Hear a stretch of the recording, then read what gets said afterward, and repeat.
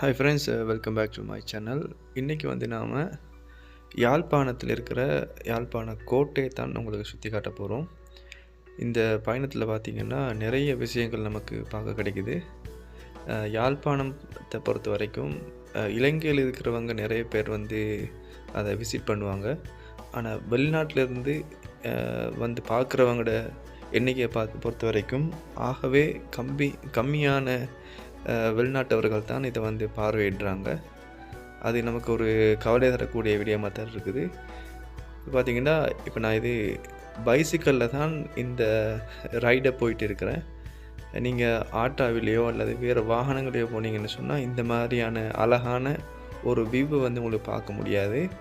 அதனால் யாராவது யாழ்ப்பாணத்தை சுற்றி பார்க்கணும்னு நினச்சிங்கன்னு சொன்னால் கண்டிப்பாக இந்த மெத்தடை ட்ரை பண்ணி பாருங்கள், சூப்பராக இருக்கும். ஏன்னா பைசிக்கிளில் போகும்போது நமக்கு வந்து நிறைய விஷயங்களை பார்க்கலாம்.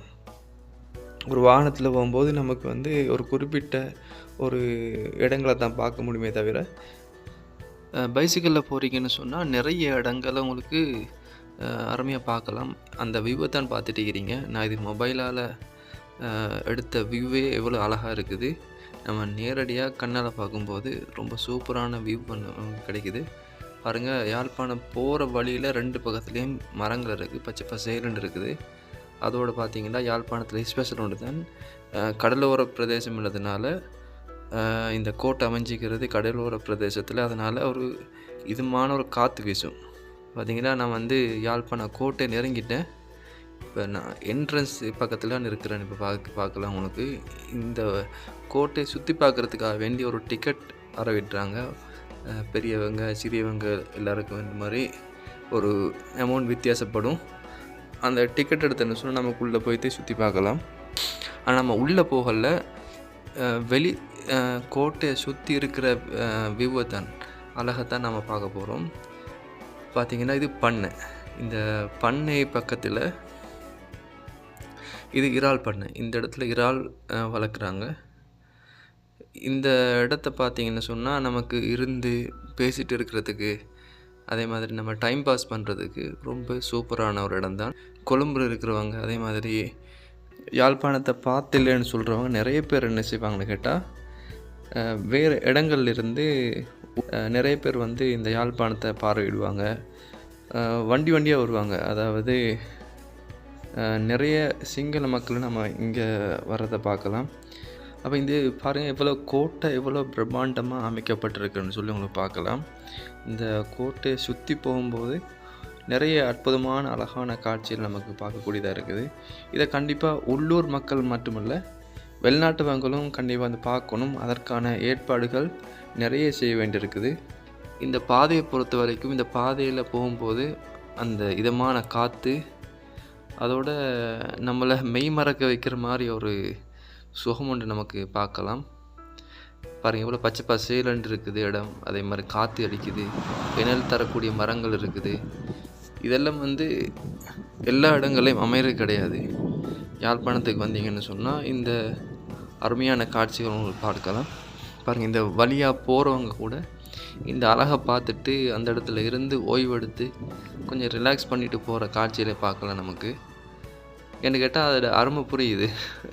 நிறைய பேருக்கு தெரியும், இந்த இடத்துல இருந்தேன்னு சொன்னால் கொஞ்சம் மனசுக்கு அமைதியாக இருக்கும் என்று சொல்லி தெரியும். அதனால் உட்காந்துட்டு போகிறாங்க. கூமாம்பட்டி என்னங்க, கூமாம்பட்டி மக்களே வர முடியாத இடத்த வந்து அந்த அளவுக்கு அவங்க ப்ரொமோஷன் பண்ணுறாங்க. அதே மாதிரி அதை நிறைய வீடியோக்கள் காட்டுறாங்க. ஆனால் யாருக்குமே போகிறதுக்கு அளவு இல்லை. ஆனால் யாழ்ப்பாணத்தை பொறுத்த வரைக்கும் யார் வேணாலும் வரலாம், போகலாம், பார்க்கலாம், அழகாக ரசிக்கலாம். அப்படியாப்பட்ட ஊர் தான் யாழ்ப்பாணம். கண்டிப்பாக நீங்கள் வந்து ட்ரை பண்ணி பார்க்குறதுக்கு வலுவபலான ஒரு ஊர் தான். இப்போ பார்த்திங்கன்னா இந்த இடத்த கண்டிப்பாக சொல்லி ஆகணும். இந்த இடத்துல பாருங்கள், எவ்வளோ இந்த தண்ணியில் எவ்வளோ குப்பைகள் கிடக்குதுன்னு பாருங்கள், எவ்வளோ அழுக்காக இருக்குது. இதை வந்து கண்டிப்பாக இந்த இதுக்கு பொறுப்பானவங்க கண்டிப்பாக இதை துப்புரவு பணியை செய்யணும். இந்த இடங்களை வந்து க்ளீனாக வைக்கணும். இந்த இடங்களை வந்து நமக்கு டூரிஸ்ட் பிளேஸாகவும் கூட மாற்றலாம். அதுக்கான முழு ஒத்துழைப்பு வந்து மக்கள் தருவாங்க. அதோட அரசியல்வாதிகளும் நகர சபை சார்ந்த மக்களும், நகர சபையில் இருக்கிற முக்கியஸ்தர்களும் இதுக்கு கை கொடுப்பாங்கன்னு சொன்னால் கண்டிப்பாக ஒரு பெரிய ஒரு மாற்றத்தை ஏற்படுத்தலாம். இந்த காடுகள் வளர்ந்துருக்கிற இடத்த மெயின்டைன் பண்ணி அந்த இடத்துல தேவையான வசதிகளை செஞ்சு வச்சாங்கன்னு சொன்னால் இன்னும் அழகாக கூட்டுற விதமாக இருக்கும். இதில் கவலைக்குரிய விஷயந்தான் இந்த தண்ணியில் நிறைய அழுக்குகளையும் நிறைய தேவையில்லாத பொருட்களையும் போட்டிருக்கிறாங்க. இங்கே வர்ற மக்கள் தானே செஞ்சுருக்கிறாங்க. அதை கண்டிப்பாக தவிர்க்கணும். இந்த மாதிரி இடத்துக்கு ஒரு குளம் மாதிரி ஒன்று இருக்கிறது அழகை தரக்கூடியது. அதையே நாசம் பண்ணியிருக்கிறாங்க. பாருங்கள், ரோட்டு வழியே நிறைய குப்பை கிடக்குது. இந்த குப்பைகள்லாம் வர்றவங்க, இதை பார்வையிட வர்றவங்க கண்டிப்பாக இந்த ஒரு பாதை ஓரங்களில் குப்பைகளை போட்டுறதை கண்டிப்பாக தவிர்க்கணும்.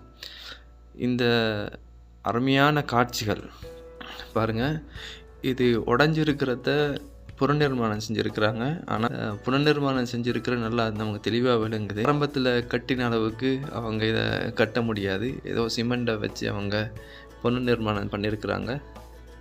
அதுவும் பார்க்க அழகாகத்தான் இருக்குது. நிறைய பேருக்கு என்ன ஆசைன்னு பார்த்தீங்கன்னா, யாழ்ப்பாணத்தில் ஃபன் பண்ணணும், நிறைய இடங்களை பார்க்கணும், சுற்றி பார்க்கணுன்னு சொல்லி நிறைய பேருக்கு ஆசை இருக்குது. ஆனால் அந்த ஆசை நிறைய பேர் கை கூடுதில்லை. ஆனால் நிறைய பேர் ஒரு காலத்தில் யுத்தம் இருந்ததுனால அந்த யுத்தம் இருந்த பீரியடில் நிறைய பேர் இங்கே வர்றதுக்கு பயந்தாங்க. யுத்தம் முடிஞ்சு இப்போ எல்லாம் சுமூகமாக இருக்கிற நேரத்தில் கூட நிறைய பேருக்கு இங்கே வரக்கூடிய வாய்ப்புகள் இல்லை. ஆனால் வந்தீங்கன்னு சொன்னால் இந்த இடத்த அழகாக வைக்கிற மாதிரியான வேலைகளை செய்யுங்க. இந்த இடத்த அழுக்காக்குற விதம், இந்த இடத்த இன்னும் மாசுபடுத்துகிற மாதிரியான வேலைகளை செய்யாமல், என்ன கேட்டால் இந்த இடத்துல நாம் எந்த அளவுக்கு நீட்டாக நடந்து கொள்கிறோமோ அது ஒரு மெசேஜாக மக்களுக்கும் அதே மாதிரி வெளிநாட்டவர்களுக்கும் ஊடகங்களுக்கும் போய் சேரும். அடுத்ததாக பார்த்திங்கன்னு சொன்னால், இந்த இடத்த டூரிஸ்ட் பிளேஸாக மாற்றுறதுக்கு நம்ம கண்டிப்பாக முயற்சி எடுக்கணும். நிறைய மாற்றங்கள் கொண்டு வர வேண்டி இருக்குது.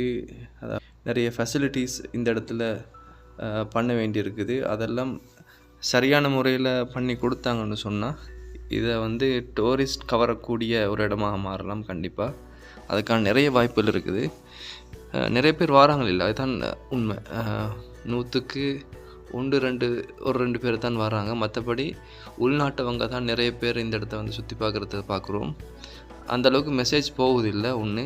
அடுத்தது இந்த இடத்துல இருக்கிற ஃபெசிலிட்டிஸ் கம்மியாக இருக்குது. அப்போ அதனால் இதையும் நாம் ஒரு டூரிஸ்ட் பிளேஸாக மாற்றலாம். அதற்கான முயற்சிகளையும் அதற்கான ஒத்துழைப்பை மக்கள் தருவதை காத்துட்டு இருக்கிறாங்க. அதனால் இதுதான் நம்மளால் முடிஞ்ச ஒரு விஷயத்தை தான் சொல்லியிருக்கிறோம். நான் ஏற்கனவே சொன்ன மாதிரி யாழ்ப்பாணத்தை சுற்றி பார்க்க வரீங்கன்னு சொன்னால் கண்டிப்பாக பைசிக்கலை எடுத்துகிட்டு வந்தீங்கன்னா நிறைய விஷயங்கள் உங்களுக்கு பார்க்கலாம்.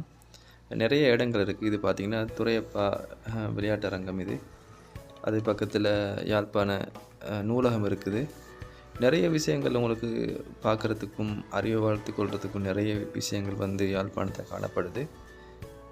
ஸோ யாரெல்லாம் யாழ்ப்பாணத்துக்கு வரணும்னு நினைக்கிறீங்களோ கண்டிப்பாக நீங்கள் இதை ட்ரை பண்ணி பாருங்கள். அதே மாதிரி இந்தியாவில் இருக்கக்கூடிய தமிழ் ப்ளாக் பண்ணக்கூடியவங்க நீங்களும் முடிஞ்சன்னு சொன்னால் யாழ்ப்பாணத்தை கொஞ்சம் ஒரு ப்ரொமோட் பண்ணலாம்.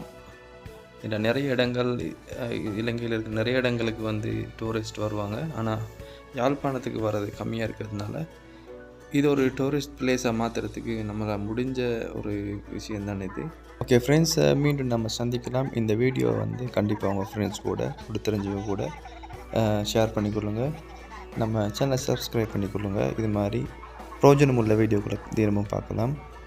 ஓகே, மீண்டும் சந்திக்கலாம். பாய் பாய். அஸ்ஸலாமு அலைக்கும்.